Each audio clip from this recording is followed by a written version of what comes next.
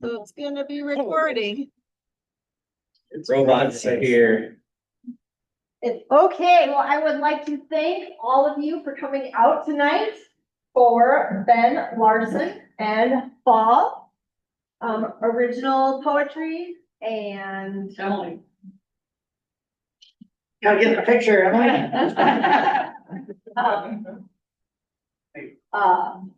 Poetry and songs by Ben. He is a Phillipsburg-based musician, but has been all over Montana. So please welcome Ben and Pfahl. Thank you, Emily. Well, she is correct. Fall and I. Fall is fall over. He sits down to play so that we don't have any accidents during the show. We come from Phillipsburg. Anybody here been to Phillipsburg? Yeah, okay. I don't think I'm gonna be able to sneak all that much by you guys here. You guys, Fort Benton is somewhat of the hub of Montana history. So a lot of places that we go, we're telling stories people have never heard before. But I don't know, looking at this audience, if I'm gonna be able to get anything by you. If you do find something that I didn't get right in any of my stories, please tell me because I need to know. We, as I mentioned, we come from Phillipsburg, but we travel the whole state playing songs that either I wrote or songs that we found, poems that I've composed, all based on Montana history, whether they're telling stories of actual Montana history or they're inspired by them. And we're gonna work our way around the whole state tonight. We've been trying to play every county in the state. We're up to tonight. We're checking off number 44. This is our first time playing in Chouteau County. 12 more to go. And I like to start all of these shows by saying we're not experts. We walk into a museum like this and we assume we probably don't know more than the people in here. We just love telling stories. And so at the end of this, if you guys have stories that you think we should know, something that you think would fit in the show, please come tell them to us, because it's not about showing how much we know, it's about showing how much there is to know and how much kind of everybody around the state knows. And when you compile all that together, it makes something pretty impressive. So we're going to start with this song put together by an auctioneer down in Lewistown. His name is Kyle Show, but he took this old Jeff Mack classic that was then covered by Hank Snow, that was then covered by Johnny Cash. He rewrote it to be about Montana. And since we're going to travel the whole state in this show, we're going to start with a song called I've Been Everywhere in Montana. I was toting my pack down a dusty Calaca road when along come a 4x4, I'll beat the heck and not that old. Said if you're going to Calaca Mac, me you can ride. So I do my packing back and I climbed on up inside. He asked me if I'd seen a road with so much gumbo mud, and I said, there ain't a road in Montana I ain't traveled, bud. I've been to Montana, and I'm an old Montana, and I've been right. This same friend, I seen mountains great. Badlands, these lands, I've been to Montana. I'm in Chouteau, Chouteau, Glasgow, Marksville, Saco, Chico, Weebo, Fishtown, Missoula, Malta, Nashua, Rockville, Helena, Plevin, Angela, Pinesdale, Baker, Gardner, Ever, Hinsdale, Ferndale, Duffield, Springdale, Airfield. Old Babin, Boyd, Lloyd, Roy, Fightin, Freud, and Hashem, Hingham, Harlem, Norris, Wyndham, Wisdom, Mosby, Broad, Anaconda, Vine, of an end of Endo, Elmo, Evero, Buffalo. Here we go. Okay, Browning, Ringling, Belton, Opportunity, Billing, Sterling, Butte, Sorky, Homestay, Get Take, Ragged, Whitefish, Castle Rock, Crow Rock, Two Dots, Midlands, Lewistown, Jimtown, Frenchtown, Square View, Round View, West View, Har, it's you. Hamilton and York, Jordan, Lincoln, Hardin, Moore, and a Colstrip, Circle, Somers, Hobson, Three Forks, Laurel, Dillon, Fulton, Fairview, Broadview, Pine City, Park City, Cook City, Mile City, Silver City is pretty. Well, I've been to Montana, man. I'm an old Montana hand. I've been around to stay friend. I seen the mountain grand. From Badlands to Beadlands, I've been to Montana. What do you think? Backed up Langholm, Sunburst, Ledger, Conrad, Rutgers, Guilford, Chester, Kremlin, Joplin, Inverness, Rocky Ball, Devon, Even, Sweetgrass, Pendrell, Lowman, Lauren, Lethbridge doesn't count, Fairfield, Shelby, doesn't count now. Annie, Blacksville, Bayville, Dagmar, Savage, Joe Park, Fort Peck, Whitewater, Whitetail, Wolf Point, Mildred, Winifred, Zortman, Turner, Antelope, Plentywood, Ritchie, Lindsay, Kinsey, Mosby, Brockway, Cindy, and all the way to Scobie. Well, I've been to Montana, man. I'm an old Montana hand. I've been around to stay friend. I've seen the mountain grand. Badlands to Weedlands. I've been to Montana. 1, 2, 3, 4. Many times I make that drive. Look out past old Glendive from the beautiful Bighorn Canyon walls. The Canadian line up past Great Falls. Best beat of the Yak, Mononida to Alzada. Bye. Oh, I've been all over Montana. Here we are in Fort Benton. All right. That got the voice warmed up a little bit right there. Oh, man. You can see why the guy who put that together, he's an auctioneer. So I figure we're going to start our journey tonight in the place we know best, which is Phillipsburg. And you guys know where Phillipsburg is. And if you were too shy to raise your hand, you make an L, and this is Butte, and this is Missoula. Phillipsburg's right here. We're an old silver mining town, founded in the late 1860s. And back in those days, when silver was booming, Phillipsburg was just a hub town. There were a whole bunch of towns in the mountains up in behind it. And everything from Granite, which was in the running to be the state capital at one point and had over 3,000 people in it, to little towns like Tower and Stumptown, and Hasmark is the one that we're going to talk about today, because all that's left of Hasmark now is a few old mine buildings and a few foundations and the saloon. And the whole ghost town's now in private hands. Our librarian owns it. And it was her kind of mountain getaway with her husband, and they always dreamed of fixing up the saloon. Unfortunately, he passed away, and so everything just kind of got boarded up. And for many years, I've been a carpenter, and I heard that this building needed work, so we go up there and check it out, and the whole thing's leaning like a drunk on the bar, and it's falling into the ground and everything, and I spend a whole year tearing this thing, rebuilding the stone foundation, straightening the whole building, chinking all the logs, keeping the outside out and the inside in, so that it hopefully can last another 130 years. And while I'm up there working, Kim Brigham, who is a reporter for the Missoulian, he writes for the Daily Montanan, he's a Montana historian. He got wind of this, and so he comes up and interviews me about this project. And then he goes and he digs into the Butte archives and the old museum archives down in Phillipsburg, and he unearths the story of the murder at the Hasmark Saloon. And so, of course, I'm going to tell you the story here in a minute in a poem, but he starts his article about the saloon as Ben Larson nails trim in the same window where Bill Hardy was shot and killed on August 8th, 1888. And so this here is in a Robert Service style narrative poem. This is the true story of the murder at the Hasmark Saloon.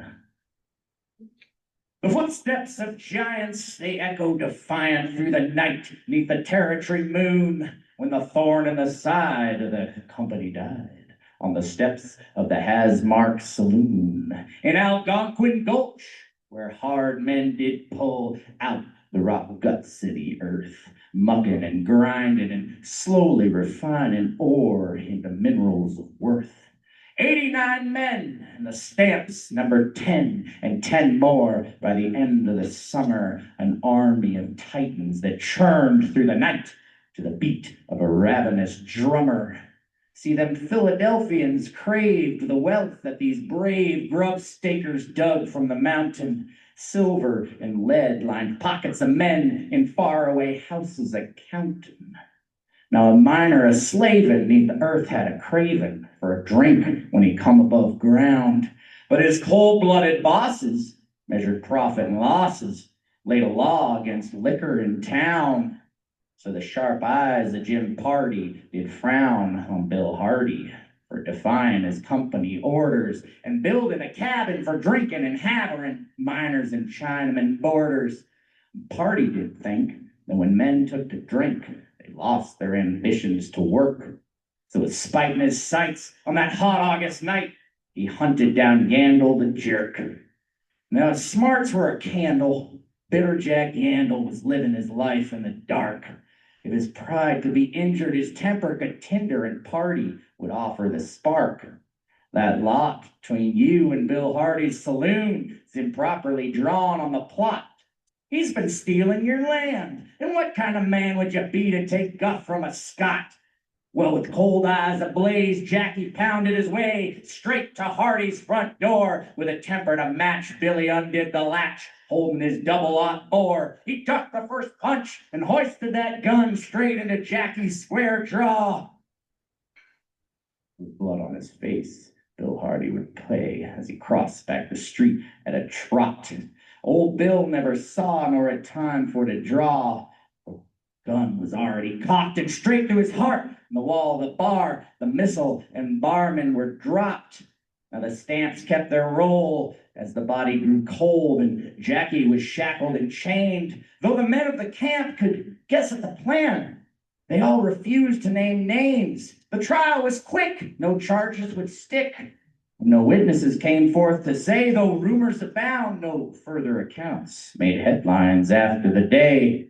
Jackie sure pulled the trigger, but no man was bigger in Hasmark than Jimmy Pardee, who stood more to gain if the barman were slain than the mine superintendee. Now the stamps are silent, but his ghost is defiant as he keeps watch 'neath the sourdough moon. Never again will Bill Hardy or friends get a drink at the Hasmark Saloon. And that was the murder at the Hasmark Saloon, a very true story.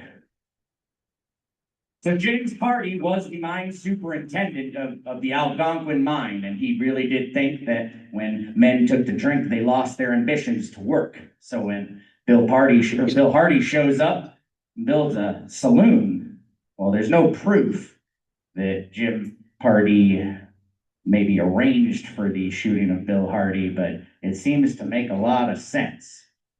Now, 5 years later, the silver goes bust, and all those towns in the mountains behind Phillipsburg, they all go bust with them. Because when the mines shut down, everything shuts down. And they literally haul everything right out of the hills. A lot of the houses were put on skids and dragged back down into Phillipsburg and then put on foundations. And then Phillipsburg very nearly died, except for this discovery about manganese.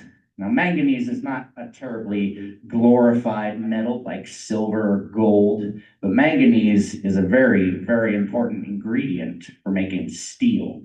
And that's the era in which we needed a lot of steel, especially around World War I. Granite County provided over a quarter of all the steel in the all of the manganese in the United States to make steel. And so a lot of these old silver mines were then turned into manganese mines. And so I set out to write a song about the history of Phillipsburg, but Soul of Manganese didn't really have the same ring to it that, say, Soul of Silver might have.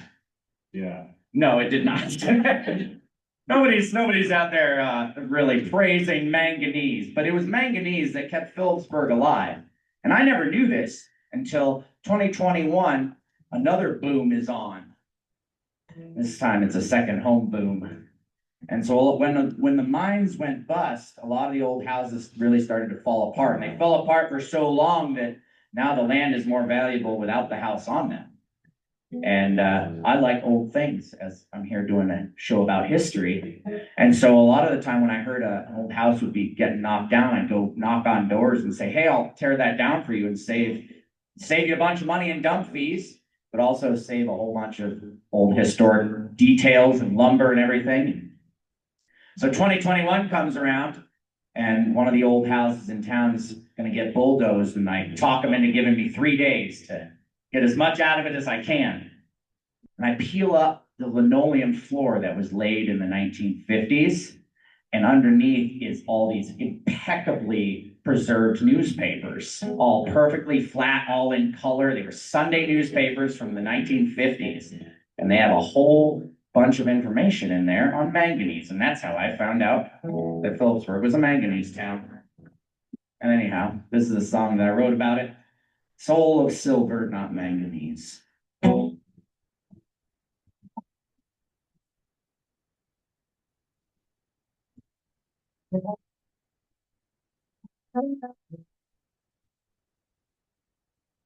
Well, the clouds swept out of the sapphire skies across the peaks of the pillars in the blink of an eye. And the fields and the meadows turned golden and brown,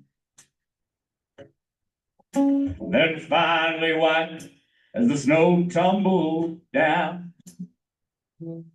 And there's a pebble of oil on the bar window sill,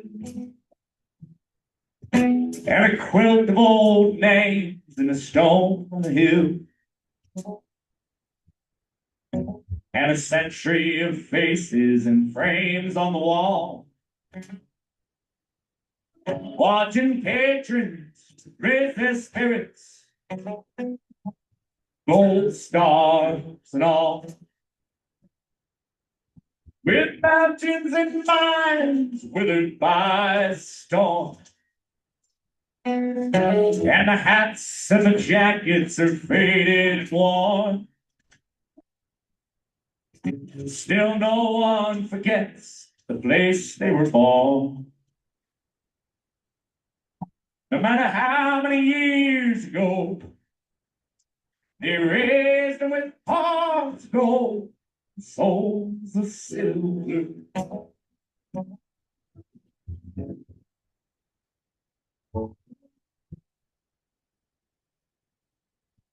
Now the Christmas lights hang on Broadway in town, and a Yule night parade, it echoes around. And a new kind of money now eats up the land. Betting these things come to glory again. With withered by storm, and the hats and the jackets are faded and worn. Still no one forgets the place they were born. No matter how many years ago, they raised them with hearts of gold, souls of silver.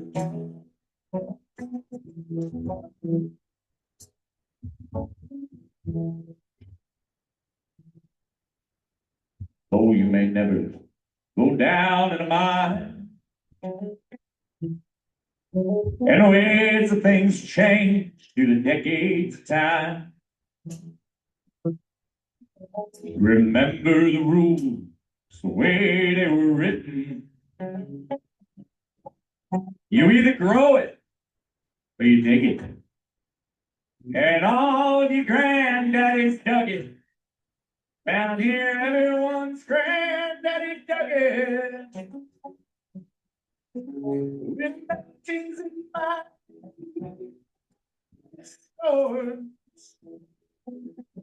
and the hats and the jackets faded and worn.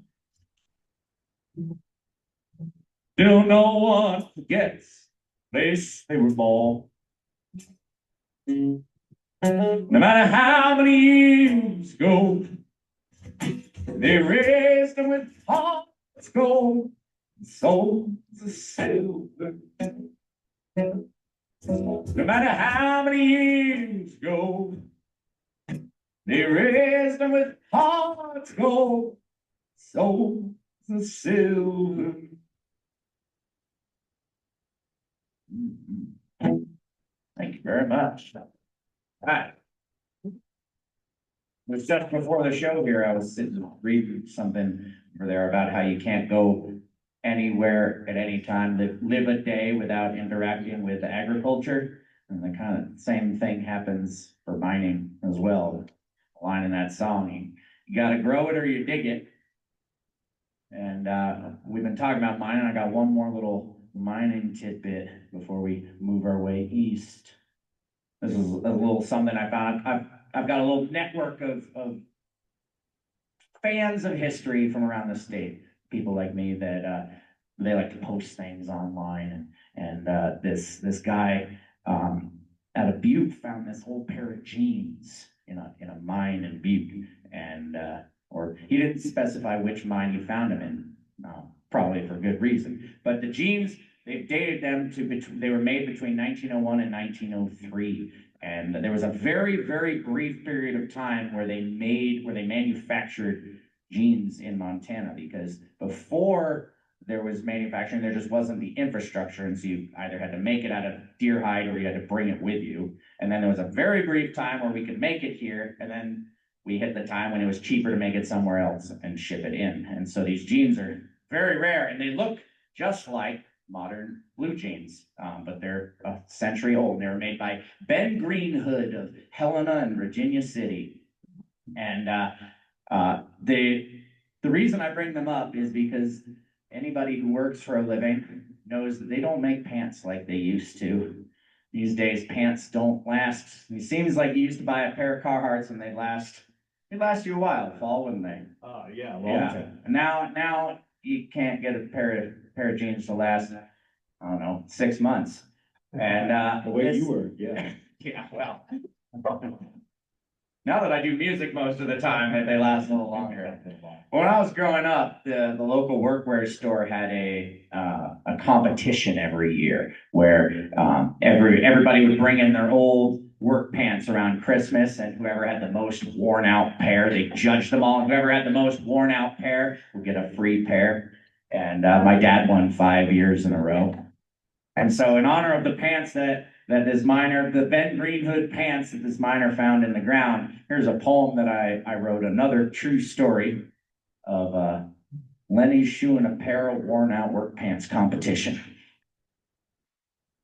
The pants have been born as fleece-lined, insulated, double-knee, quilted Carhartts, 32 long, 32 waist, khaki brown on the outside and crimson on the in, cross-stitched so they wouldn't rip. Workwear for the working man, twin hammer loops, reinforced pockets, and a side zip to the hip. The pride of every Northwoods carpenter / cow pusher / lumberjack / tractor driving, trailer hauling, gravel moving, do it yourself, by golly, buck up and huck it. It's not that cold out, and I'm no pansy, I'm working stiff. Born with a steaming Stanley thermos in one hand and a 30-ounce S-Twing in the other, you could outfit Amundsen's expedition to the North Pole with the contents of the pockets and still have room for Santa, his reindeer, and all the gifts. They were tougher than the hide of a Sasquatch, stiffer than the ridge beam of the Chrysler Building. This conglomeration of canvas and rivets had not been merely sewn, but forged in the greaseball mecca of Detroit, alongside the carcasses and guts of the greatest trucks ever built. They were thicker than the plate steel on the hull of the USS Columbia, stronger than the front blade of a D9 cat crawling across the Alaskan tundra. These trousers of the apocalypse weren't meant to last a human lifespan. They were built to endure millennia, epochs, the whole of human existence, and then be disintegrated in the great conflagration, raptured as the sun metastasized into a red giant, and all of existence was snuffed out like a bug on the windshield of a Mack truck. All of human existence was the plan. Or in the case of my father, 365 days. So we paraded into Lenny's Shoe and Apparel, home of the money back guarantee and the annual work pants trade-in jamboree, like we were pallbearers for the Pope. The other entries parted and swooned, for it was immediately clear they had no semblance of hope. The remnants were placed upon the register stand as the clerk looked to the heavens and prayed. What grueling trials had these britches endured in the last 365 days? The fragments had been folded like a flag repatriated from Normandy. Holes the size of cannonballs had been blasted into both the reinforced knees. The insulated innards bled out like the guts of a cow hit direct by a big old bazooka. The last of the belt loops hung on with a prayer and a mournful hallelujah. The ankles clinked and rattled like the cart of a wandering medieval tinker, the last vestiges of pockets having given up the ghost and collapsing inward with a whimper. Picture a grizzly bear mauling or shark sneak attack, punctures in every surface, holes where the patches had been glued, screwed, and removed unceremoniously, retired from service, pock-marked and splattered, decrepit and haggard. The cuffs had been blackened and torched. They smelled like a feedlot, the inside of an engine, the business end of a forge. Diesel and mud, gear oil and blood, thinner and WD-40, red garden, paint, PB&J made an alchemist's laboratory, a cratered moonscape of electrical tape and stains that would never wash out. The pride of Hamilton Carhart had been worked beyond death, taken to hell and dragged back out. The ceremony commenced. Each pair of pants was examined and proudly displayed. The crowd oohed and awed as they beheld my father's Carhart's tattered remains. For the 5th consecutive year, the decision was abundantly clear, and a new pair was given in trade. We'll bury them with respect, they mournfully said. See you again in 365 days. That was a slightly embellished true story of my father's Carhartts. Slightly. They still don't make them like they used to. So while miners in around Butte are taking their pants off, there's a good reason, very likely, that the guy took his pants off. I forgot to introduce that beforehand. See, the mines, it gets awfully wet down in a mine, but also, especially in the really deep mines around Butte, the humidity was such that if the miners came out of the mine wet and went out into the cold air, they would develop pneumonia, and a lot of miners died of pneumonia. So what they started doing was building these drying chambers at the entrance to every mine. So when the miners would come out, they could hang all their clothes and dry off completely and put on nice, warm, dry clothes, and they lasted way longer and were way healthier. And so very likely the miner who left his pants in the mine had gotten soaked for some reason and traded them out and lost them in the dark.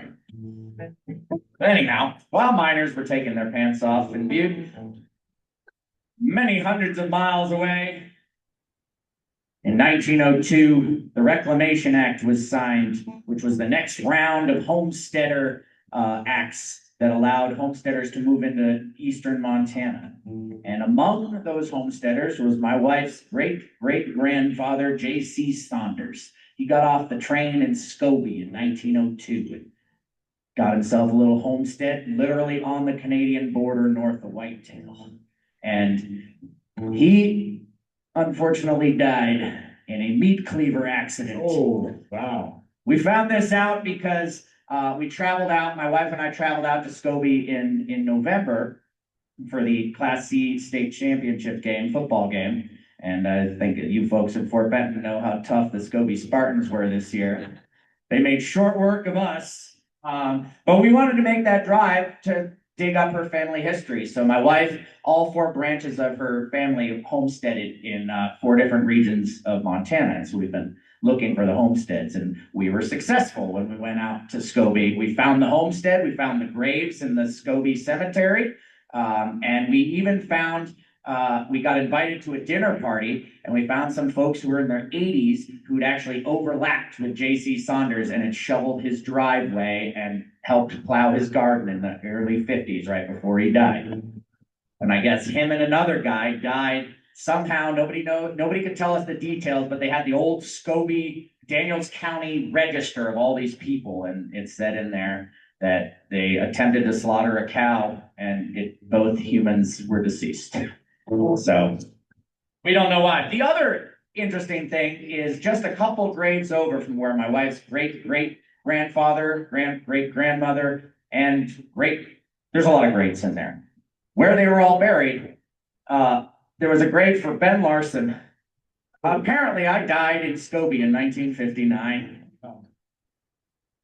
Anyhow, this next song comes out of this search that my wife and I have been doing for her family homesteads. This one is called Montana Rambler.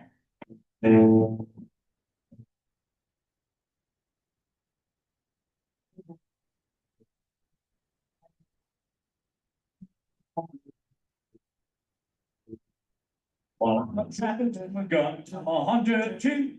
I live on blue and venison stew. I got a CJ5 with 2 old bars, and I never met a mountain that we couldn't charge. I'm a rabbit. I'm just here up Montana. Thursday, I'm a rabbit. Montana. I'm just here up Montana.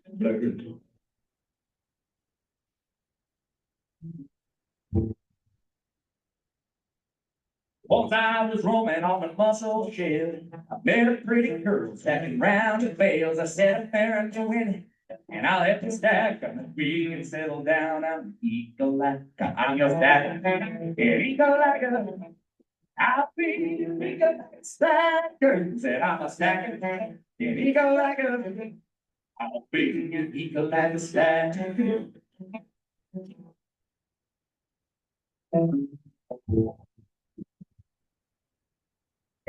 Name it was Rodden's Bob. He wanted me to get a steady job. When I grabbed my keys, oh, he could pound me, and I didn't stop till I reached Powell County. I'm your bounty. In Powell County, I'll be your Powell County bounty.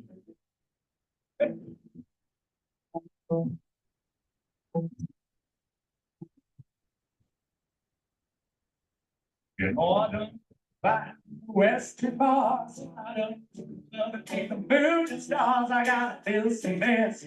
Red and hands. The girls all ask me do I dance, cause I'm a rabbit. From Montana. I'm just here up Montana. And I'm a rabbit. From Montana. I'm just here up Montana. I'm just here up Montana. I'm just here up. Oh, Montana.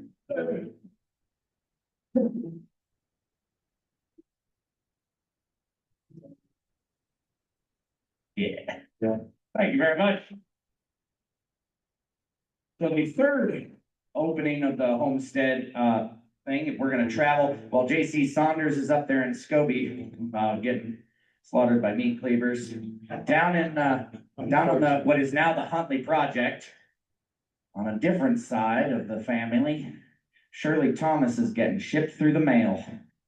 And this is something that we have found as we've performed this show all over the state. When I tell this story, I've found over 5 people who got sent through the mail in the 30s and 40s because back when those homesteads would go bust so the very first homestead on my wife's grandmother's side, the Riemann homestead, before they built the Huntley irrigation project, they were trying to drive farm out there and there wasn't enough water, and they had 2 homesteads go bust, and both times that the homestead went bust, the kids would get a tag draped around their neck and dropped at the train station and sent back east to live with relatives until they could make a go of it again. And finally, after the second time she'd been sent back to Chicago, her father got on as a surveyor in the Huntley irrigation project. And they came out and they actually succeeded in their 3rd homestead. And Shirley is still alive today. She's 97 years old and living in Billings. And she was a school teacher for 58 or 59 years. And she taught in schools all the way from Ritchie to Great Falls to Livingston. Even in her early days, she was in some of the one-room schoolhouses. And as we drive around, there at one point in the early 1900s, there were 2,600 one-room schoolhouses at the peak of that boom. Now there's still 60 operating right now, and actually found that detail out in the other room on one of the little plaques. So we were looking for some of the ones that Shirley, when we go to visit Shirley, she says, "Have you ever been out to Rappelche, or have you ever been out to this place or that place?" And so we get in the truck and we go out there and drive. And this next song was written imagining what teaching in one of those one-room schoolhouses was like down there. There's one along the Bozeman Trail. If you get on the road by the Stillwater River and you go up and over the bench and you come out on Mission Creek near Big Timber, there's an old one-room schoolhouse out there that's now a cow shelter. And this one here is my wife's favorite song because my wife is also a teacher. And so this one's called Schoolhouse.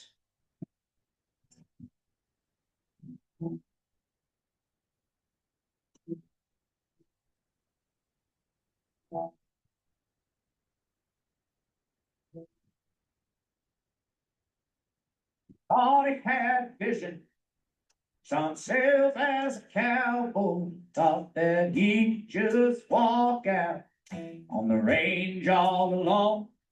He knew nothing of horses, all he was restless, and no words of wisdom to make him come home.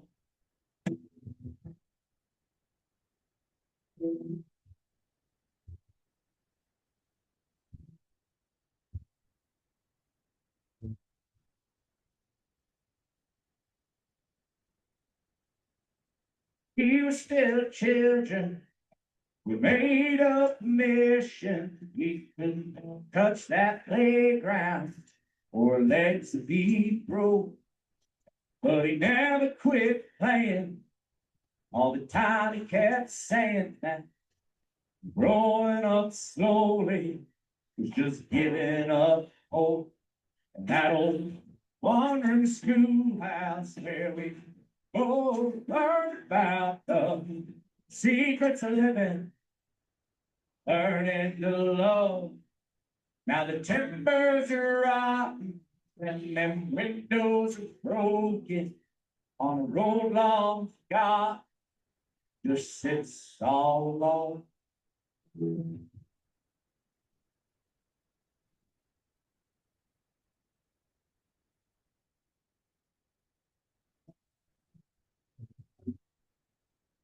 Says stop asking questions. While we're this, we can outrun our problems. That old Chouteau. But you love and purpose lie down under the surface. Like old Detroit muscle, y'all rust out from below. That old wandering schoolhouse where we both learned about the secrets of living, the faces of love. Well, the ways throughout the days, and plans for God's faded, and our visions of futures became stories of old. They had visions of futures, of stories of old.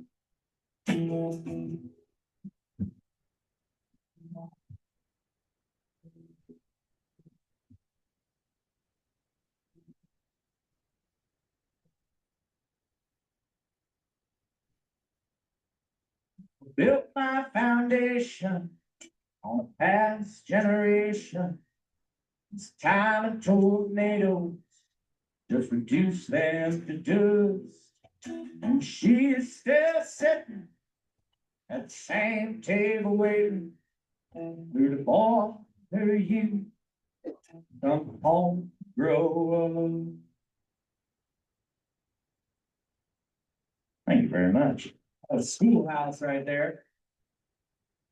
Now, if we get on the Yellowstone River there outside of Ballantyne, where Shirley's homestead was, and we float our way south or downriver, because it's actually flowing northeast at that point, you end up in Miles City, the site of the only place that the United States Air Force bombed on purpose in World War II. Why did they do that? Why did they do that? You don't know. You haven't heard this story yet, have you? Because the Yellowstone River, as many of us know, is the longest undammed river in North America. And as we found out a couple years ago, with the houses floating down out of Gardner, when the river gets a little feisty and unruly, it kind of does what it wants. And that March of 1943, it had the biggest ice jam that they'd ever seen.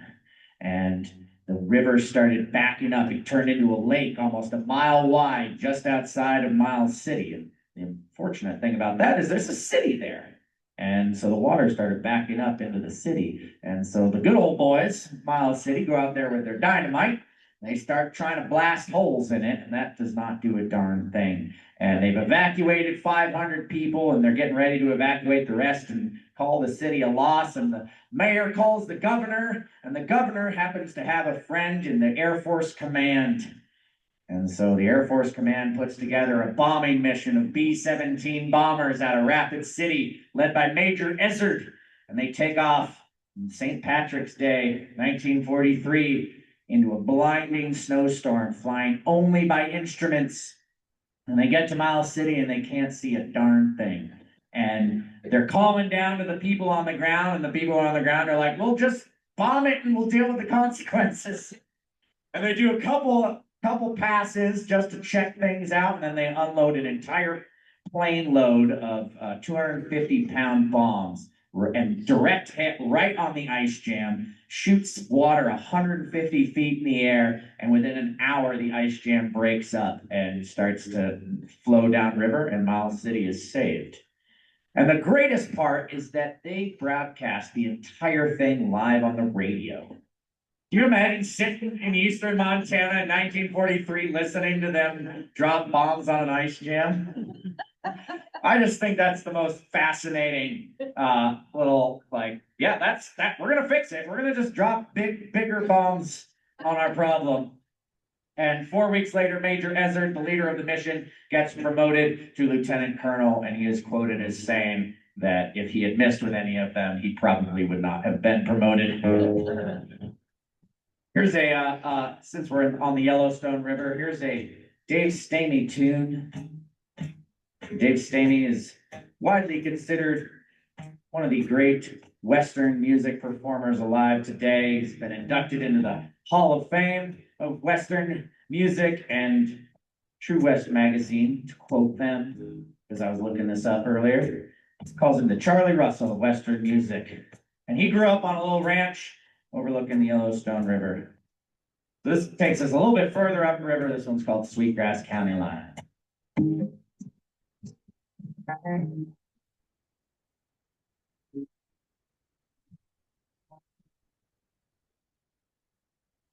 Montana Mom, the far hills, no traces of snow.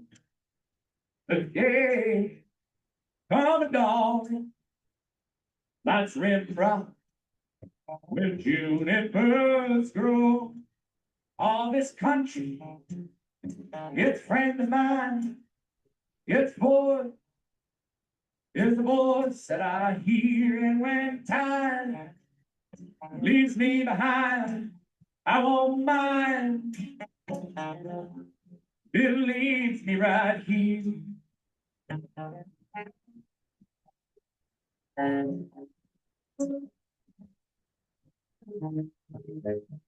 Sweetgrass County Line,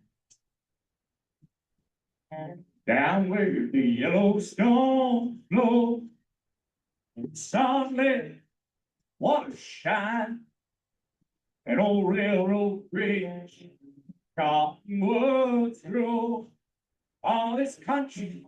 Oh, it takes you in to a sky so open and clear, and when time comes to an end, I won't mind if it ended right here.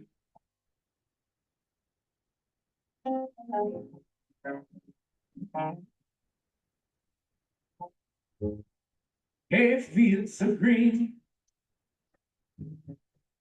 thunderstorm, afternoon rain, just like a summer's dream.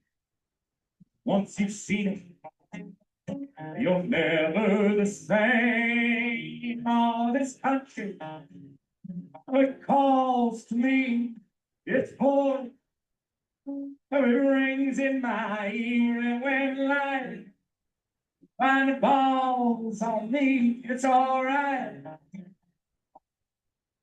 It falls on me.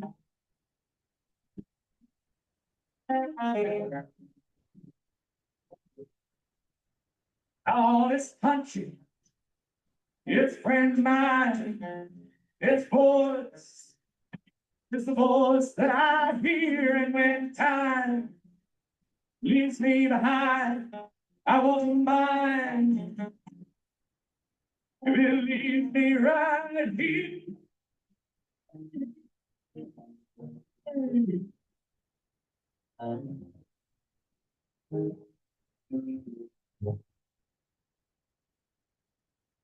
That was Dave Stamey's Sweetgrass County Line. Have any of you ever been caught out in a thunderstorm, like one of those big hailstorms without a vehicle to get into, just out in wide open space? It happened to me once. You head up the river from Miles City, you end up in the Terry Badlands. I was too young and too risky. My dog and I were out there, and a thunderstorm rolled in. And years later, when I heard this next poem written by the late great Baxter Black, I was like, that is what thunderstorms feel like when you're out on a big, wide, lonesome, and a storm rolls in, and there is nowhere to hide, and you just hunker down. And because this next song that I'm going to play after this is going to bring us to Terry, I figured this was a good spot to throw this poem in here. After a drink of water, stay hydrated. I'm putting in a lot of words tonight, so.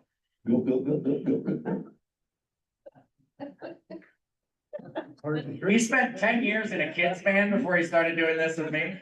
So,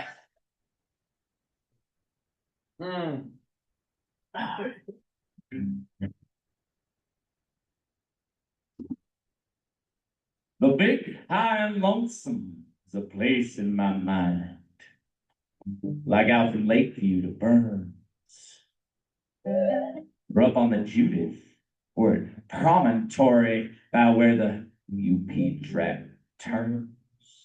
It's any place where you feel tiny when you get a good look at the sky, and sometimes when it's a storm and you can look the Lord in the eye. I stood and watched in amazement out on St. Augustine Plain as the sky turned as black as the curtains in hell. The wind come chasing the rain, and standing there watching, I felt it in the minutes before it arrived, that unearthly stillness that prickles your skin like the storm itself is alive. And when it hit with a fury. The wind, its saber unsheathed, led the charge with a scream of a demon as the storm was baring its teeth, and the thunder cracked, the sky split apart with a horrible, deafening roar. I felt like a fox in a cage made of bones inside of the hounds at the door, and the blackness shook like a she-bear, and the lightning blinded the sun, and the raindrops fell around us like bullets, scattering dust like a gun. Then it was over as quick as it started, leaving it peaceful instead. And the only sound was the beat of my heart pounding inside my head. I took off my hat, too shaken to move, afraid of making a sound. I felt like a man on the head of a pin, with no one else around. But the sun was already sparkling and the raindrops still wet on my face, and I guess that big high and lonesome, well, I guess it just might be God's way of putting a man back in his place. That was the big high and lonesome by the late great Baxter Black right there. So when you're driving into Terry, it's kind of halfway between Miles City and Glendive, cute little eastern Montana town. There's a little museum there, and that's what, when we go play music in bars and whatnot, we spend our days going to all the little museums, kind of like what you guys have here. And I don't know how I missed it in all the years, but I'd never heard of Evelyn Cameron. Does anybody here know who Evelyn Cameron is? Yeah, we got some history buffs in here. Just earlier today, I went to the new Montana Heritage Museum in Helena. And if you haven't been yet, absolutely phenomenal. It was my third time there. Each time I get a little bit more out of it. And then I went into the Capitol, and there's some of her photographs hanging in the Capitol there. And I'll give you a little backstory if you don't know who Evelyn Cameron was. She was born as Evelyn Flower, a daughter of a British merchant in the 1880s. Yes, oh lovely, indubitably. And she was a tomboy, and she loved to hunt and run around with her brothers and whatnot. And at the age of 21, she runs off with a married man, Ewan Cameron. He's married to an opera singer who is busy touring around the continent of Europe. And under an assumed name, they get on a ship and they go to New York. And by the time they get on the train, they are legally married as Evelyn and Ewan Cameron. And they get off in Miles City and they go up to the Missouri Breaks to hunt bear. And they are successful. And they must have decided that this is where they wanted to settle down, because that's exactly what they do. They buy a homestead. They prove up a homestead on the north side of the Yellowstone River from Terry. And over the years, they will hop all around that region, 4 different ranches. And their first dream, because Ewan is about 17 years older than Evelyn, and he's a bird watcher by trade, but he tries to make money by training polo ponies, and his dream is to raise polo ponies on their ranch in eastern Montana and ship them back to the UK. And they succeed at this for about 15 years before the realities of shipping horses around the world makes them go broke, and pretty soon their family has essentially abandoned them, and they are left to make it on their own in eastern Montana in the 1890s and early 1900s. And Ewan goes out and he gets himself a camera because he wants to take pictures of birds and send them to magazines for money, but he doesn't have much of an eye with a camera, and so Evelyn teaches herself photography, and so she would put this gigantic camera on her back and haul it to church gatherings and ranch brandings and anywhere and everywhere in eastern Montana and take pictures of what life was like back then. And Ewan was pretty much useless. She did all the housework, all the ranch work, and he would sit in his rocker and study and watch for birds. And then for a little while, her older brother came, and he was useless too. And so she ended up taking care of both of them and doing photography on the side. And unfortunately, Ewan was pretty sickly, and so he died pretty early. And so she carried on just by herself. She got rid of her older brother, sent him back to England, and carried on the ranch for 27 years by herself, taking pictures and whatnot. And people knew that there was a great photographer in eastern Montana at the time, but that wasn't exactly the hub of the world. So most of her photos, if they either ended up in private hands around eastern Montana or they got put in a basement, because when she died, she didn't have any kids, and so she left everything to her friend Janet. And Janet, dutiful as she was, kept everything. She stuffed it all in her basement. And for years, decades go by. Evelyn dies in the 40s. Everybody says there's this treasure trove somewhere in eastern Montana of photos. And finally, this Virginia photographer in 1978, her name was Donna Lucy, comes out and starts knocking on doors. And she knocks on the right door, and it's Janet Williams, and she's 91 years old. She's never married. She's lived in this same house for the last 55 years, and she's kept all of Evelyn's stuff in her basement the entire time. And it's like Raiders of the Lost Ark. They go down there, and it's the full treasure trove of photos and journals and negatives and everything. And Donna Lucy is who got the word out to the rest of the world. And these days, Evelyn is pretty well known as, noticed how many of you guys knew who she was, and her photos hang in the Capitol now, and widely considered the best documentarian of the Eastern Plains of Montana in that era. She pretty much captured the whole thing. And the reason I love talking about Evelyn is a lot of the artists that are known in Montana are known for doing really capturing the beauty of Montana, right? Making it very majestic, and their job often was to try and sell Montana, to try and get more people to come to spend their money or buy things or whatnot. And Evelyn was more just capturing what was good, like life. That was her goal, was to just capture her neighbors and whatnot. And as I've been giving this show, I've been really praising her for that. And then just today, at the Montana History Museum, I learned that she would get commissioned by the railroad companies to crop her pictures to make Eastern Montana look more homesteadable. And so that was a little bit of a sobering aspect, because for this whole time I've been praising her for not trying to profiteer off of Montana. And for the most part, she did not. She still did capture Montana as it was, not as we would like it to be. And she was in a long list of people who put their stamp on Montana, but were not born here, obviously. She's born in England, and Charlie Russell's born in St. Louis, and Thomas Marr is born in Ireland, and the list goes on and on and on. And this next song, neither Pfahl or I was born in Montana, but we love it with all our hearts. And so I wrote this song about maybe judging people by their actions as opposed to their birthplace. No,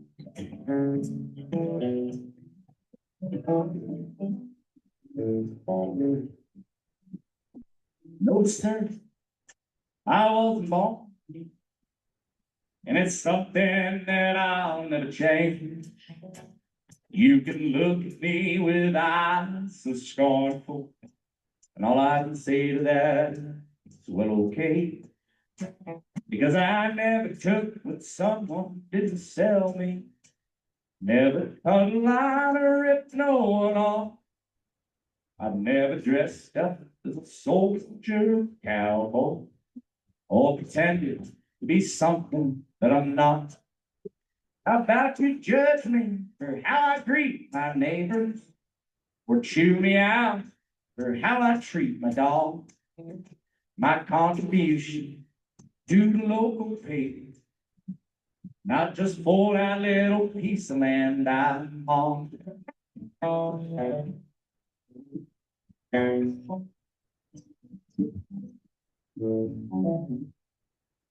I'll never qualify for local discount, but I'll pay all of my bills without complaint. And I never made me no millions on the backs of other people. Made a killing selling real estate. I've got 4 digits in my only bank account, and a decent pile of lumber in the shed.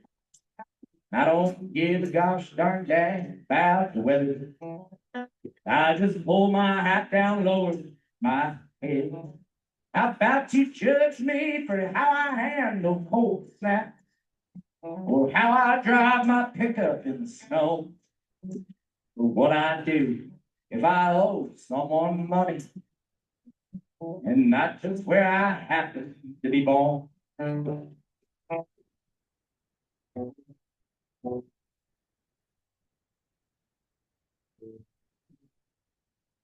I didn't graduate from that there high school. Where I did, they don't know me anymore.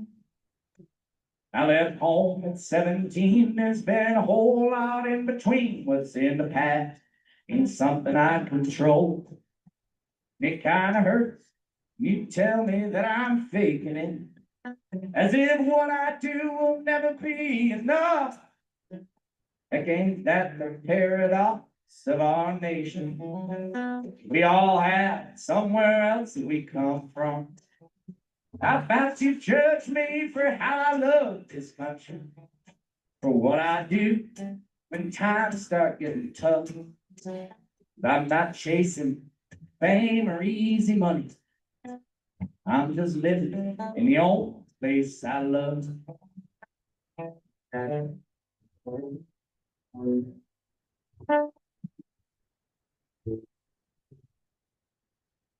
No, sir, I wasn't born here, unless by here you mean the planet Earth. How about we stop these silly kinds of questions? If where you're born has anything to do what you're worth. Mhm. Thank you very much. All right. We are perfectly on time right here. Feel free, if you need a chance to shake your legs out or take a drink, now is the time to do it before I dive right back in. Really appreciate all of you guys coming and listening tonight, being such a nice audience. I hope you're learning something and at least enjoying yourselves, or you can talk my ear off at the end here about maybe any inaccuracies I may have provided. The next song we're gonna play is we've got a brand new album coming out in February, and we cut it in a studio in Helena this past fall. And this next song is gonna be about the High Line. And but before I get there, I'm gonna talk a little bit about inventions. Got a couple inventions to talk about. One before this song and one after. So if anybody here ever been to Vida, Montana? Vida. Yeah, okay. Yeah. All right. So if most people have not heard of Vida, it's 13 miles north of Circle in Macomb County. And Vida's known for two things. It was the site of the second radio station ever in Montana, KGCX, which then it was based there for quite a few years. And then when Wolf Point grew and they built the bridge across to the Missouri, the radio moved to Wolf Point and then eventually to Sydney before going off air in 1993. The other thing Vida is known for is the Jacobs Brothers. Now, Walkerville, just outside in Butte, was the first town in Montana to be electrified. They were electrified before New York City, only 1 year after Edison invented the light bulb. And that kicked off the electrical boom that obviously is the reason Butte is the way Butte is now. And they had the Rural Electrification Act to try and get power to everybody. And by the 1920s, they still hadn't hit Macomb County. And so the Jacobs brothers are two ranch brothers, Joe and Marcellus. And they're growing up on a ranch out there. And they know about electricity, but there isn't any. So they decide to make some. And they invent first they start with a gas generator, and that works a little bit, but then they need gas to bring gas in. And so then they start exploring wind. And so they create the Jacobs wind turbine, and it works like a charm, and it electrifies their ranch, and then all the ranchers all around them want to buy one, and so they make a whole bunch.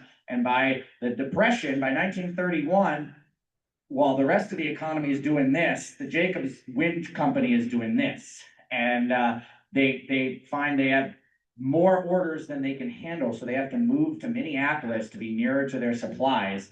And their Jacobs wind turbine was carried by Admiral Byrd to the South Pole and set up at his camp at the South Pole in 1933. And that was some pretty good advertising. And then what they did is they mounted all these wind turbines to semi-trucks, and they would follow the county fair circuit around. And so when all the farmers who didn't have electricity would see these wind turbines, they'd order one. And they're still in business today. They're still based in Minneapolis. And many of their wind turbines are known for how long they've lasted. Some of them are 70 years old and still producing electricity. So from Vida Vita, Montana, the Jacobs brothers created something that is still going today. Vita's not quite the High Line, it's just below it, but here's a song that we wrote going across the High Line on our last tour up there. This one is called High Line.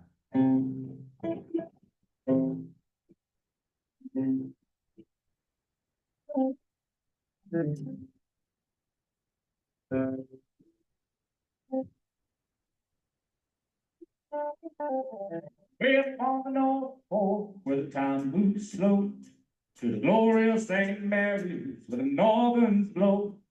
I climbed up that rise, saw the hot plains float, wanted to fight me drowning before the coming snow. Them sweet grass hills are waiting for a calm that ain't coming.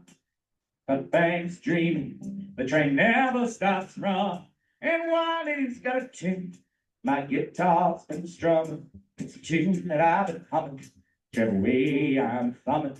It's a tune that I keep humming, whichever way I end up thumbing. I keep rolling, like I know where I'm going. I keep rolling down this path I've chosen. I keep rolling like a tumbleweed flow. I keep rolling down this High Line road.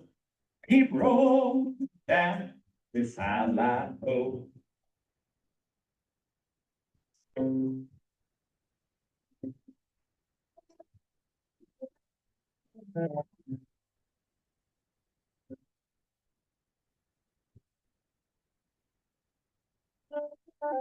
Keep 5 foot flat with a buzz cut on my face, a tattoo on my neck of a life gone astray, and she ain't getting out of Shelby on a barmaid way. When life gave her lemons, she made a hard lemonade. When life gave her lemons, she made a hard lemonade. And that power line heads west towards the Hinsdale curve. I thought about it one time, lost my nerve, and there's a minute in the evening when the magic roots work. When this life is something with a Valley County girl.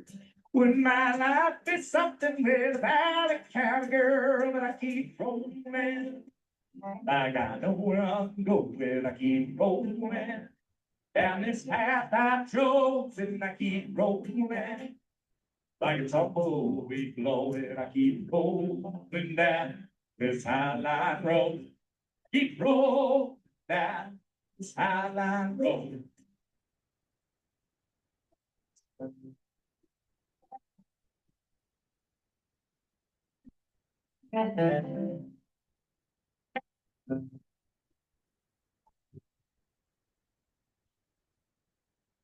And kids say all want smartphones or to join the 1%. You know, if we knew what we used to do, I guess we'd all get ahead. But the speed of light ain't nothing. It's something Einstein said. Life's like a bicycle, keep moving toward it, man. Oh, life's like a bicycle, keep on moving toward it, man. So I keep rolling, like I know where I'm going. I keep rolling down this path I've chosen. I keep rolling, man, like a tumbleweed blowing. I keep rolling down this High Line road. I keep rolling down this High Line road. Keep rolling down this High Line road. I keep rolling down this High Line road. Thank you very much. Oh, yeah. There's nothing like being right in the middle of a song and needing to use both your hands to play guitar and having your eye itch. Right out, friend, right in. All right. So I was mentioning inventions. We're going to travel 566 miles from Vita to Wisdom. Anybody here ever been to Wisdom? Yeah, all right. So Wisdom is the source of the next invention. So while the Jacobs brothers are attempting to electrify their ranch and bring themselves into the modern age, ranchers in the Big Hole are trying to do the opposite. Herbert Armitage and David Stevens or a couple ranchers in the Big Hole Valley, and they want to find a way to stack hay that'll last longer and not cost as much in labor and in materials and in fixing things. And this is the era in which they're trying to sell everybody tractors, but they need something that can work for horses, and they need a way for hay to last through the long winters of the Big Hole. And they look around at what they've got a lot of, and they got plenty of rope, and they got plenty of lodgepole pine trees.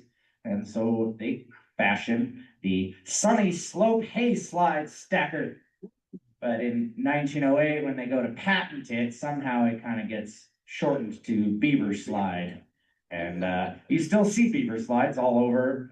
They still use them a lot in the Big Hole and in the Little Blackfoot Valley there, west of Helena and Avon and Elliston.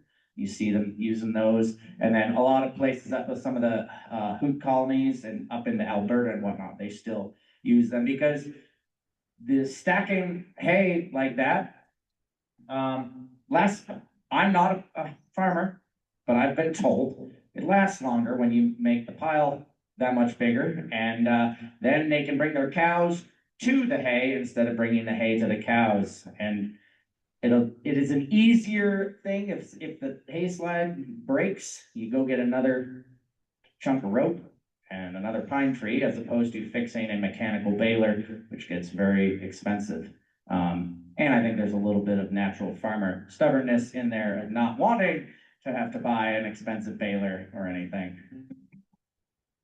And this next poem/song, this one is also on the new album, and wrote this one as I was driving into the Big Hole in 2021. So in my 19 years in Montana, the longest winter I've gotten to experience was 2021.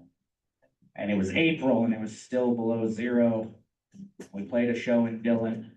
We had to be in the Bitterroot the next day.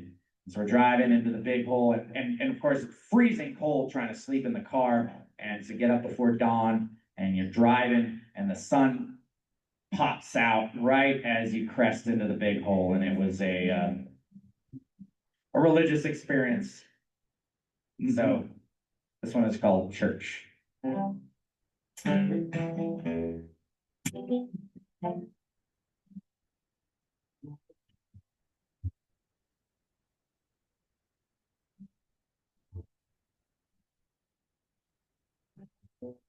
There ain't many folks in my church today, but that's all right.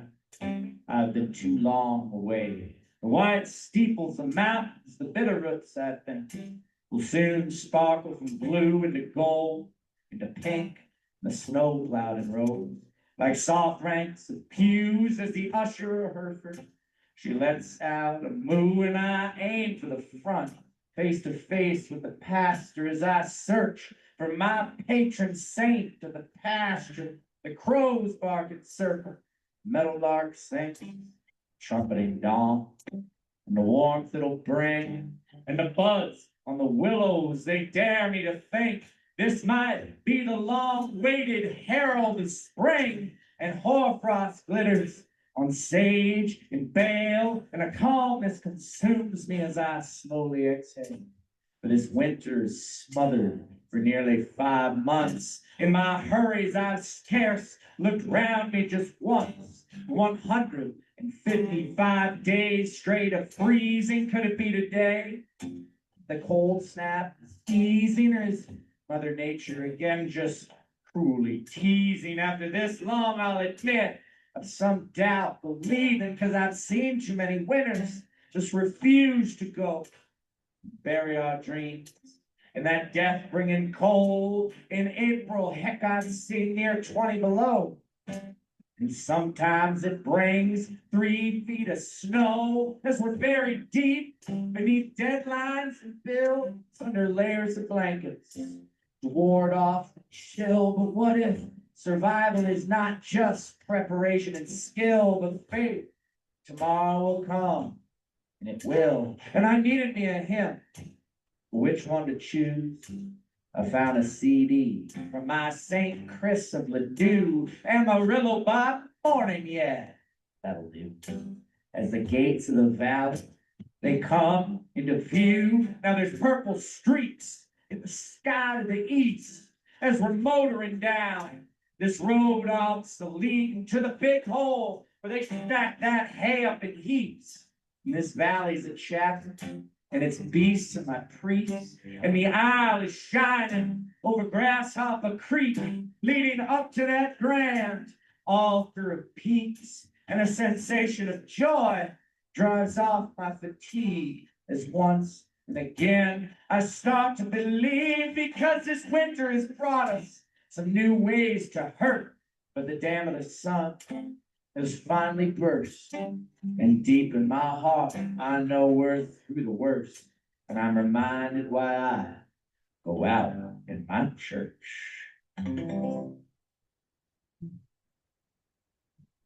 Thank you very much. That one was called Church. That got us down to the beaver head. We're gonna go from cows to sheep here. Don't look at me with all that skepticism. All right. Keep it. Sheep it is. So, long winters are obviously not a stranger to folks in Fort Benton. And today, when I was moseying around in the Montana History Museum, they've got the reproduced image of the infamous Charlie Russell's Waiting on a Chinook, which Charlie Russell is anything but the lost history of Montana. He's probably the most famous aspect. But I found some people don't know the story. The greatest winter that anybody white can remember in Montana is the winter 1886 into 1887. The great die-up, hundreds of thousands of cows died. It killed the open range is really what it did.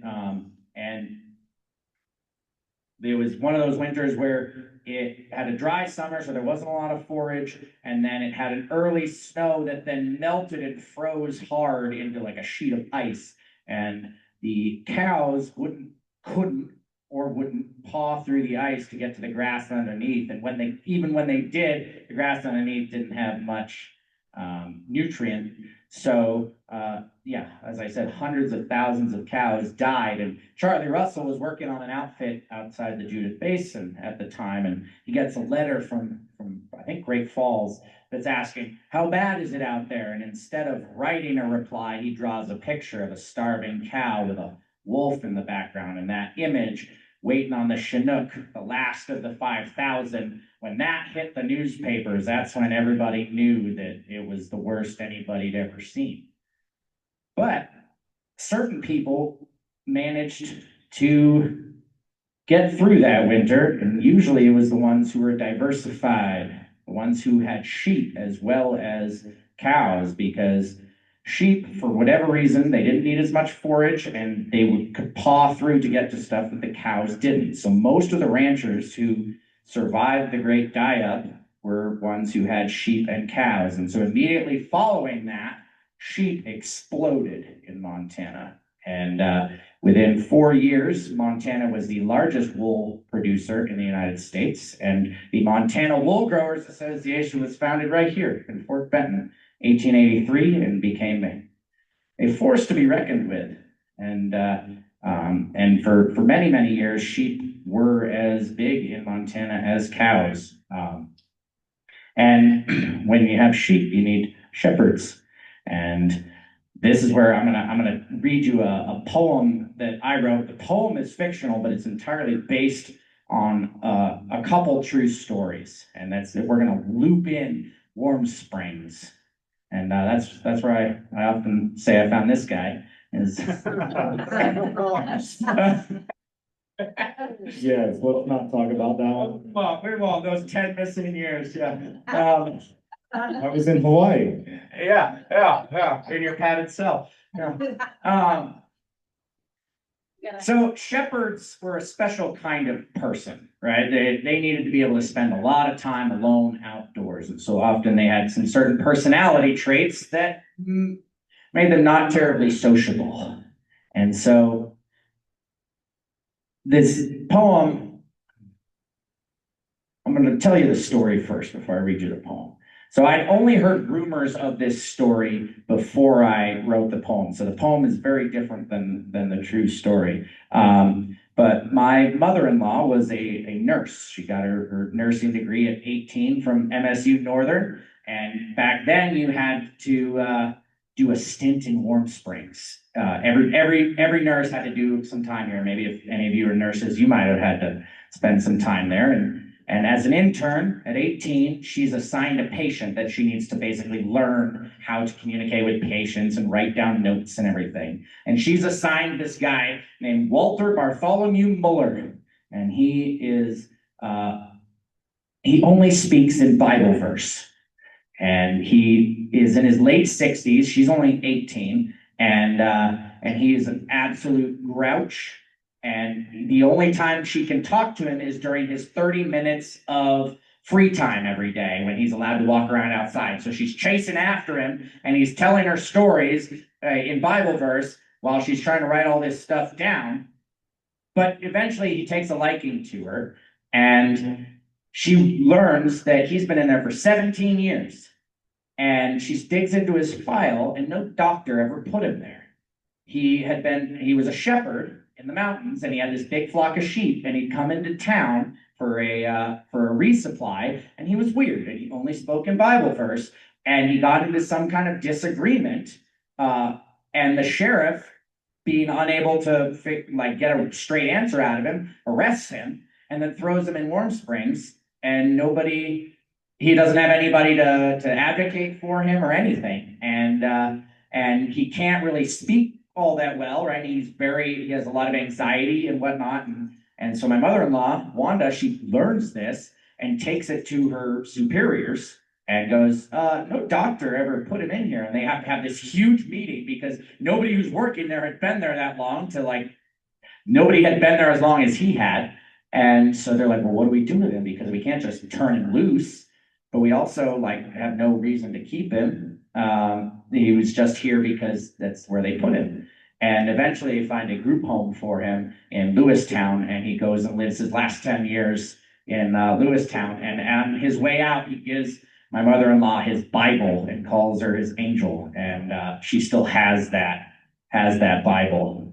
And so he was a true, real guy, Walter Bartholomew Muller. And I hadn't heard the entire story. I had only heard about a shepherd getting thrown into Warm Springs. And then in a different side story, I was in Dillon.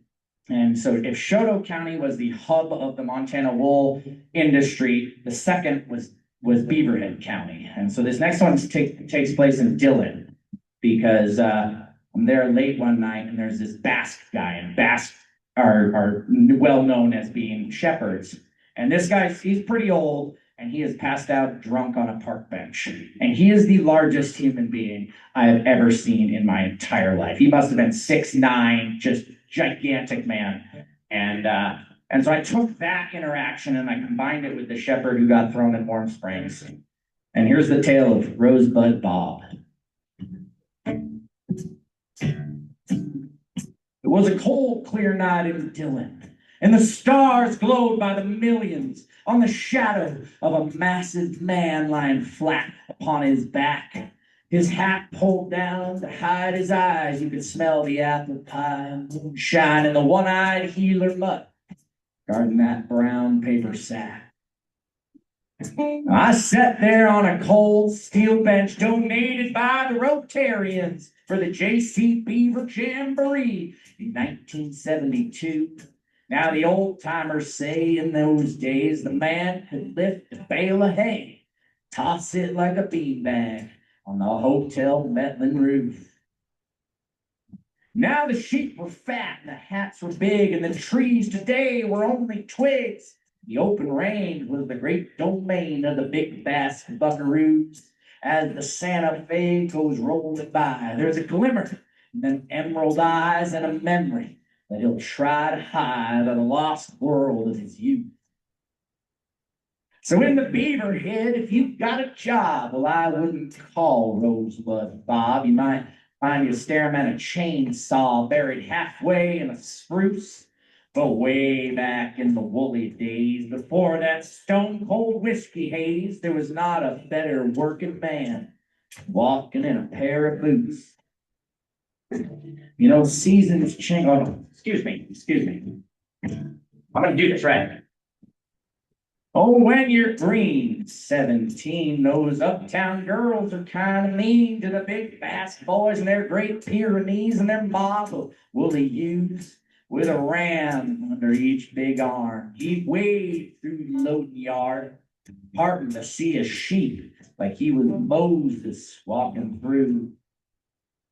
But the giant with beaver head would turn a certain shades of red when he'd see her smile at him from the rail of the lotus chutes. You know, the seasons changed, hard times came. They closed down half the grazing range to the youth Scotty who laid their claim in the spring of 72. Now the Fed said it was overgrazed, but everyone knows minerals came first in the eyes of the men in three-piece suits. So when the family lost their Targhee herds, Bob went looking for more work. He became a legend in the railroad world with hands like catcher's mitts. And he didn't fit in the work truck cab, so he'd just ride round in back. The snow would fall and he would laugh because he couldn't speak a lick. And from her office in the Stockman Bank to a quiet river bank, they'd wear out the daylight. When his depot shift was through, on a tan merino fleece, they'd sit there and feed the geese, and she'd read cowboy poetry to the goofy giant mute. And he slept out there beneath the sky, out beyond the highway sign. She'd give him rides while he whistled aimless tunes. He'd hop out of that old step side and she would smile, wave goodbye. He'd turn the color of the sunset on the far tobaccaroos. But in those days, it wasn't strange to try and hide the folks away who weren't born a normal way, maybe couldn't read or write. No one knows who called the law, but they rounded up old Rosebud Bob and they shipped him up to Deer Lodge on a moonlit summer night. So in the Beaverhead, if you got a job, well, I wouldn't call Rosebud Bob. That merle-colored cattle dog will chew through your shoe. You might take your pay and wander off and try and buy a bit of grog, and it's hard not to blame him when you know what he's been through. Because 20 years they came and went. He loitered in that loony bin with the cripples and the crazies in the Warm Springs Institute. You know, some say they just gave up, or they blame the 90s budget cuts, but without a single sorry bud, they just turned him loose. And that's the world that changed while he'd been gone, though he was still big and strong. Town had long ago moved on, and Linda Jean had too. There's a rose growing through a cattle grave out there by the interstate, and a marker that reads LJ 61 to 92. So it sits up there in Depot Park in the cold, lonely dark, staring up at the lonesome stars in that glowing yellow moon. As the Santa Fe goes tooling by, there's a glimmer in them emerald eyes and a memory that he'll try to hide in the lost world of his youth. So in the Beaverhead, if you got a job, I wouldn't call Rosebud Bob. He might find a couple dozen torque screws hanging loose. Thank you very much. That was Rosebud Bob. And I wrote that about four and a half years ago. But this past Christmas, my wife and I went to the Montana Heritage Center for the first time in Helena as a date. And then afterward, we went down to the used bookstore down on the Gulch, Aunt Bonnie's Books. And my wife was a librarian all through college. That's what paid her way through college. And she has this thing where if she finds a book with nothing on the spine, she pulls it out to look at what it is. And so she finds this book, and it's called Horse Feathers. And it's a old cowboy poetry book written by this guy named Johnny Rich in 1940. And it's illustrated by Charlie Russell. And we don't find out the Charlie Russell bit until I've already bought the book and it's in the car and I'm reading it on the way home and I'm like looking at the drawings and it's like Johnny Rich has a little note in there, illustrated by my friend Charlie Russell. And in there is a poem of eerie similarity to the one that I just read about a sheep herder who gets locked up in Warm Springs for being different.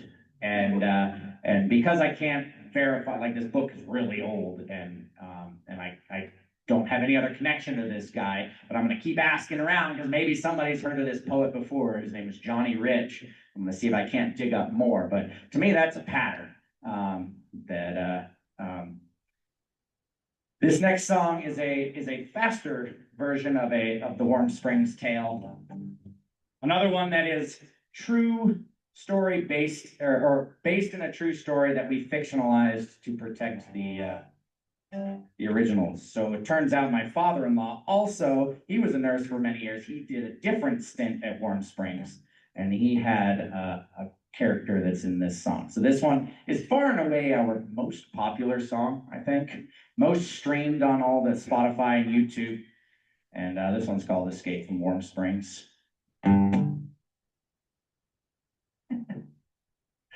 Most folks think I'm crazy. Yeah, I do. Thank you. You're noted. The doctors think I'm done. The guards, they like to tease me about my straitjacket thoughts. In a hospital in Warm Springs, my bed, I've never lost my way a bit, and I never lost my head. Oh, I never hit a woman, I ain't never killed a man. It's stolen from the company and claimed jumped the land. My crime is one of anger, shot across the bow. More than passion, and I'm paying for it now. Well, God, change comes at 6, I got a pencil and a bank. Give me 7 minutes now, they freeze on the land. Haircut and a shave, and a brand new pair of shoes, and a new life in Phillips. There ain't nothing left to lose. 'Cause I don't want to end up. Oh, I know that it fits me, I'm headed for dear love. I know that things so come from the moment I break out. Oh, spring. Boy.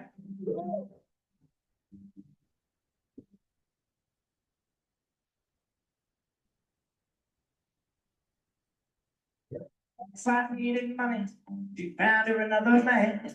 She testified I was loony and unstable man. It helped that I was dirty, working in the mines. I was born with a stutter that should not be a crime.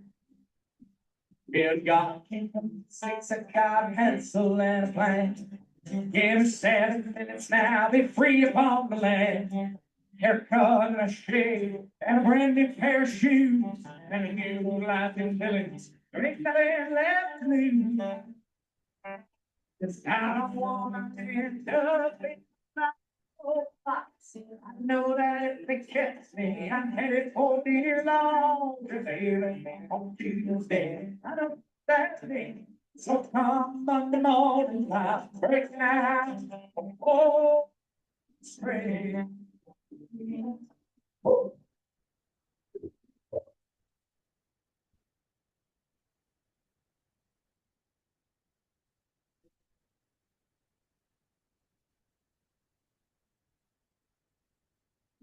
In a cold box. That was Escape from Warm Springs right there.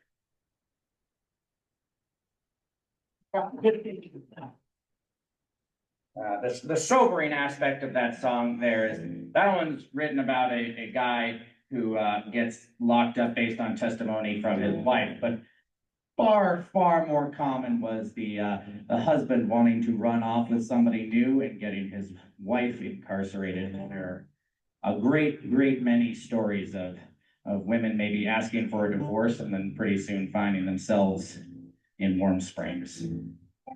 I try and throw that in there because the song is funny and whatnot, but maybe the tale not so funny, or the inspiration. Speaking of old books, 1917 was a big year. We got 3 songs left. 1 sad and dark song, 1 silly song, and 1 goodnight song. This is the sad and dark song. 1917 is a big year in Butte. It's World War I, so they're pushing the miners as hard as they can to pull as much out of the mines as they possibly can. Unfortunately, they're pushing them too far and they're cutting corners, and that leads to the granite mine disaster that kills more miners than any other mine or disaster in Butte. And that leads to a strike. And that strike leads to the International Workers of the World showing up in Butte with their agitator, Frank Little. And Frank Little must have pissed off the wrong folk because pretty soon he's lynched and hanging from a train bridge, which only gets the miners even madder. And so they're marching on strike, and what the mine owners would do is they'd go get these big bands, big brass bands, and they try and drown out the miners and their demands. Well, the miners responded by just writing words to the songs that were being played at them and then singing along. And so the Clark Chouteau is the Copper King mansion that William Clark built for his son. And now it's a wonderful museum, and they do events in there. And they dug up this book called The New Songs from the Butte Mining Camp, which is a bunch of songs written for those strikes, in which they would take all these popular songs and they'd write their own words to them. And so all the words are about Butte. And the thing was, it's just lyrics. They have no music. So they go out and they get a grant and they hire a bunch of musicians to each pick a song from the songbook. And I was lucky enough to be one of those musicians.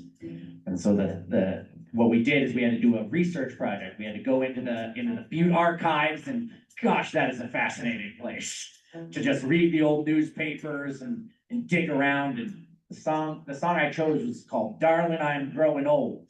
And it's based on a love song from the era called "Silver Threads Among the Gold," about how husband's gonna love his wife even when she turns old and gray. Except that the writer of this song has turned it into a labor protest song about how the company has turned his hair gray and he's darn near death and he's not going to last much longer. And he's basically saying, "Darling, I'm growing old," but he's a union man to the end and he's going to go down swinging. And because it was a dark song, I did it somewhat in the style of some of the more the Johnny Cash and the grunge movement and some of the darker labor protest songs that would come decades later. So this is "Darling, I Am Growing Old."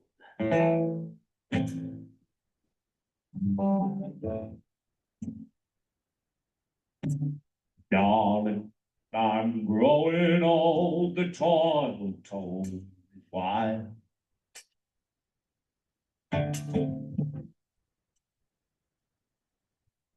All the time the days have told of my usefulness in life.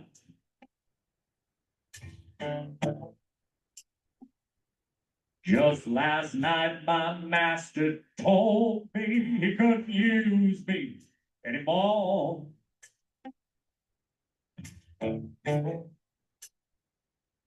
Oh, my darling, don't you scold me when the wolf is at the door.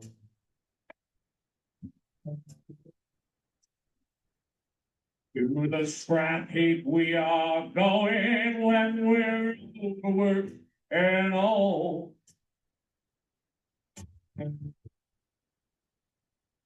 When our weary heads are showing silver thread on gold.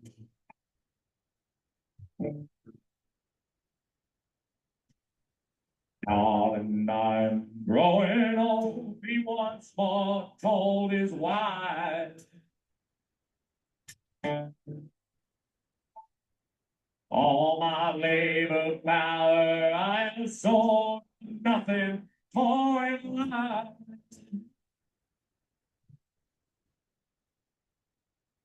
Though I'm dying of starvation, I will shine all my might.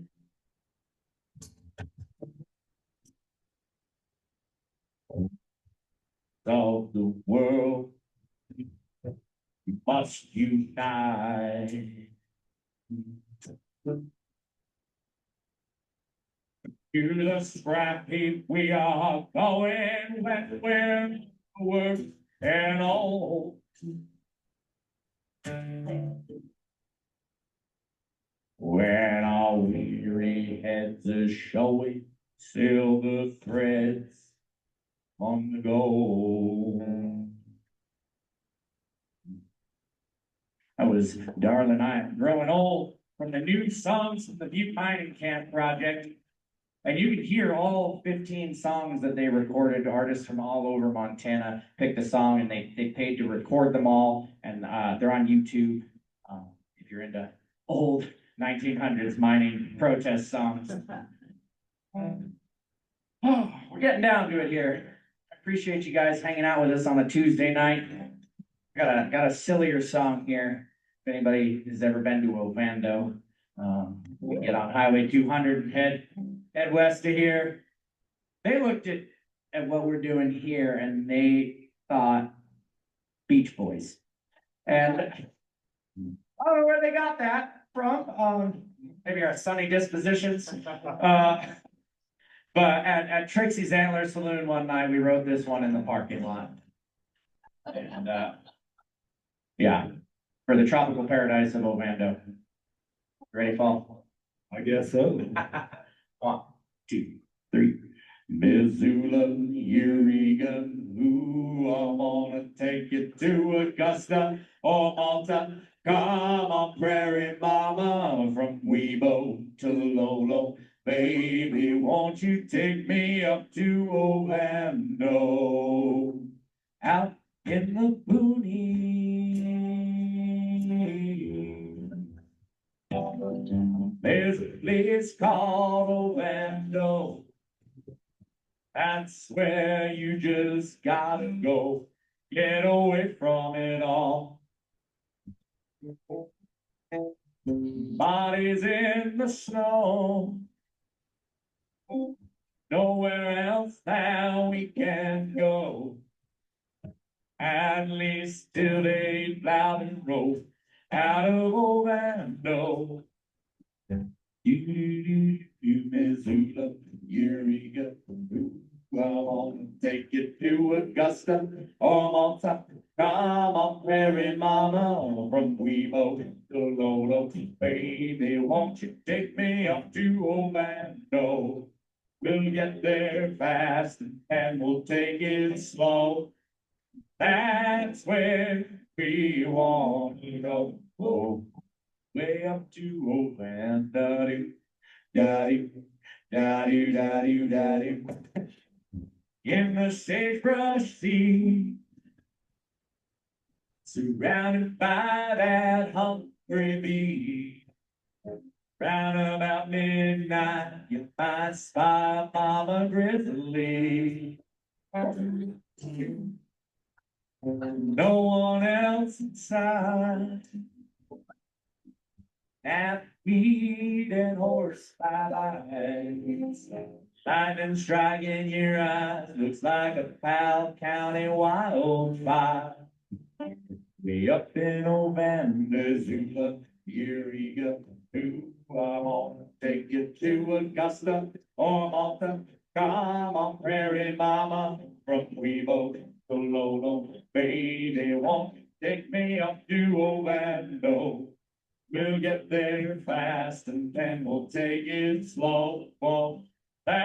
That's where we want to go. Oh, way up to old Van Missoula, Eureka.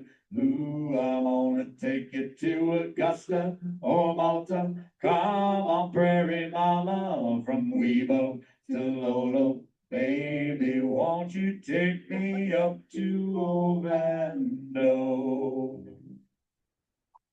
Oh, yeah. That song will be on our new album as well, that comes out February 21st. Got one more story for you and one more little song, and we'll send you on your way. Does anybody have a guess as to when the first UFO sighting was in Montana? Oh, in Great Fall. Near, not quite. Predates Malmstrom Air Force Base by 75, 80 years. 1865, September of 1865. James Lumley was a trapper, and he was up on Cadott Pass, which is now where the power line runs from Great Falls to Ovando. And so just next to Rogers Pass where the road runs.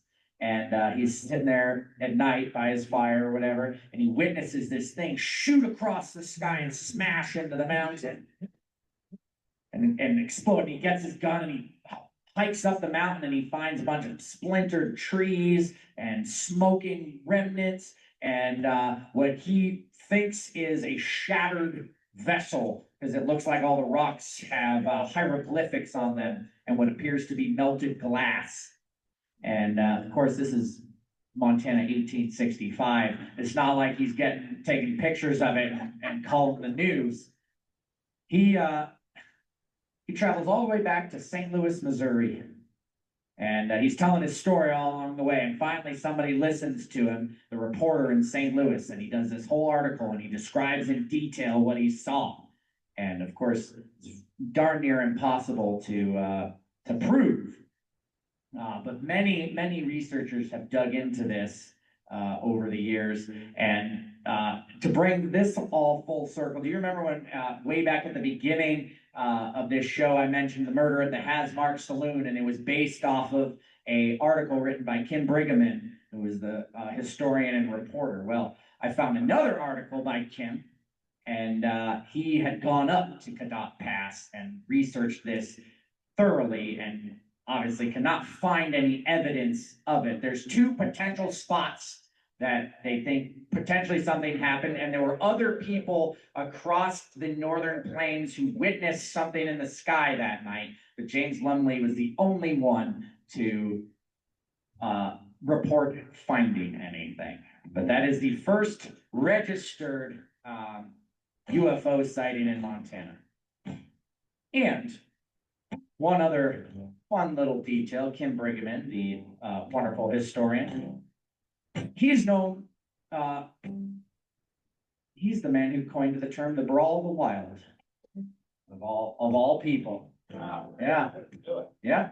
He's the first one who used that term. I think that's pretty impressive. And speaking of strange things in the sky, this is how we end all of our shows right here. We call this the good night song.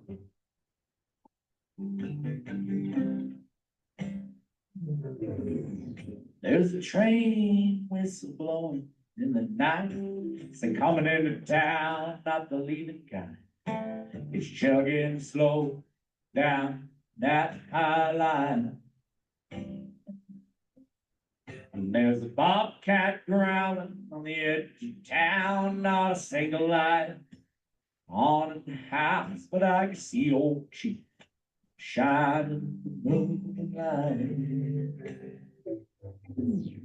And the wind sets down on the western range, the satellites and the planets blink, a trail across the Cascade County sky.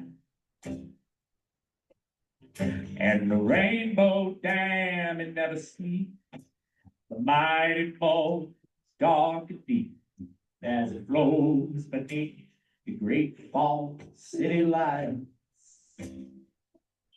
Ba-da-da, Bum. Ba-da-da-da, da-da-da-da. Bum. Ba-da-da-da, da-da-da-da. Bum. Ba-da-da-da, da-da-da-da. Bum. Ba-da-da.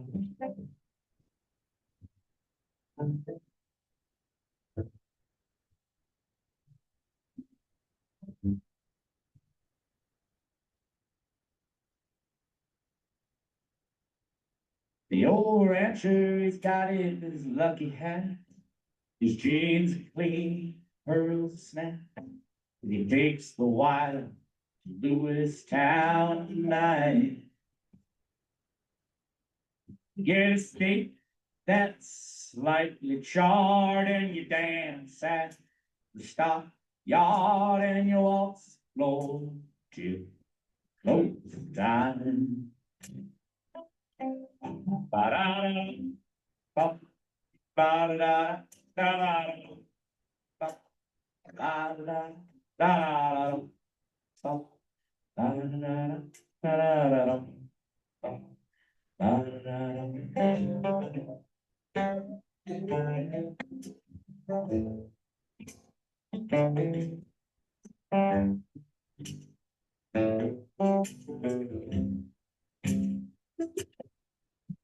Well, downtown in Miller's Bar, the late night crowd is drinking hard, washing down all the weekend games. Maroon and silver blue, gold horde diggers, bulldogs, old Carroll College, fighting the saints. And out near a creek, a family sits beneath warm peak. They watch for shooting stars in their pajamas. And I sit right here in this tourist town, pondering, writing down, might be happening tonight in Montana. Da-da-dum, da-da-dum, da-da-dum, da-da-dum, da-da-dum, da-da-dum, da-da-dum. We've reached the end of our show here. I want to thank you guys all for coming and listening. I hope you learned something. Thanks for caring about Montana history and supporting the arts. We try to we travel the whole state playing these shows, and we try to make all the shows free so that everybody can afford to see it. But these days the funding has entirely dried up, so most of the time we're just playing for donations, like tonight. So if you have something that can help us cover our expenses, or you want a piece of merch from we got books and CDs and T-shirts and whatnot, that keeps us going between shows. And give it up one more time for Pfahl over here. He's running all the sound. He makes this whole thing work. Thank you, Emily, for having us. My name is Ben Larson. You guys have a good night. If you got stories you want to tell me, I'm going to hang out for a little while. And I'm happy to share my phone number or email if it's something you can't tell me in person. I love to collect these things. So thank you guys very much. We'll do this one more time. Da-da-dum, up, da-da-da-da, da-da-da-da, up, da-da-da-da, da-da-da-da, up, da-da-da-da, da-da-da-da. Thank you, guys. All right. Wow, good job, Paul. Yeah.